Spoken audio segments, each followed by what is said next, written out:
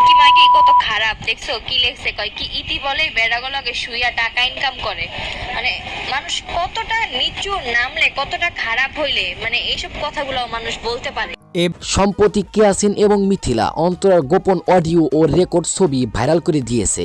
অন্তরার ক্যামেরার সামনে ও পিছনের আচরণে কতটা পার্থক্য রয়েছে তা দেখে নেটিজেনেরা সমালোচনা করেছেন। ও নিজে শুইয়া টাকা কামাইতে বুঝছো, এই লেগে এরকম থিঙ্কিং ওর বেশ্যা মাগে।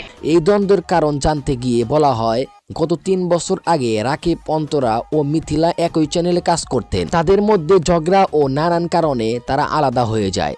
আর এরপর থেকেই তাদের মধ্যে দ্বন্দ্ব শুরু হয়, যেখানে একের পর এক বিভিন্ন অনৈতিক ঘটনাও ঘটে। এই ঘটনার ধারাবাহিকতাতে ইয়াসিন এবং মিথিলা অন্তরার গোপন ছবি ও রেকর্ড ভাইরাল করে দেন।